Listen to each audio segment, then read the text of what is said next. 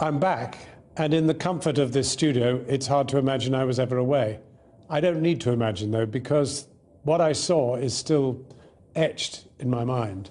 What I never knew is what I know now, which is that those people who live in Gaza are mainly, but unbelievably young. The average age is 17. That means that about 250,000 are under 10.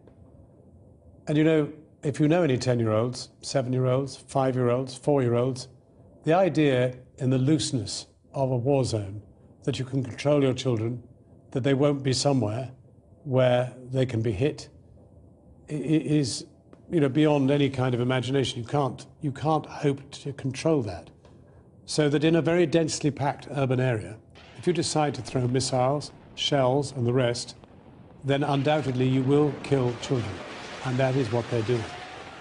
There was one specific moment that stood out above all others, and that was penetrating the 3rd floor of the Shiva Hospital, one of 2 floors dedicated to children.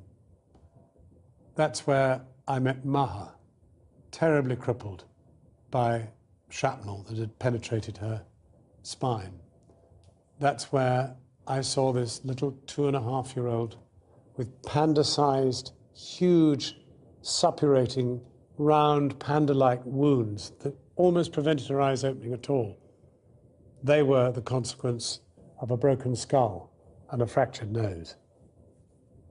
I can't get those images out of my mind. I don't think you can either, because they've been everywhere. They are the essence of what is happening in Gaza.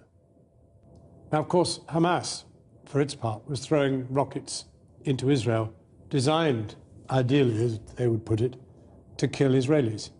But of course, Israel, courtesy of American finance, has invented the most brilliant shield, which is keeping absolutely everything out. And that's a big difference. The suffering is amongst the ground troops, mainly 20-year-olds, who go in and get killed.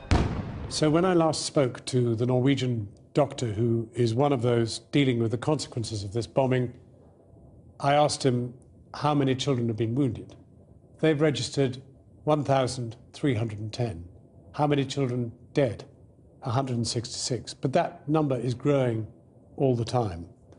That is what makes this something that every one of us has to confront. We have to know that in some way we actually share some responsibility for those deaths, because for us it is no priority whatever to stop it. Our United Nations, our government, our world is not that interested. The fact that you're watching this, that you've chosen to watch it, means that you're actually motivated to do something.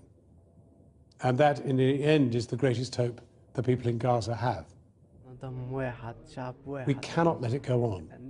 If our reporting is worth anything, if your preparedness to listen and watch and read is anything to go by, together we can make a difference.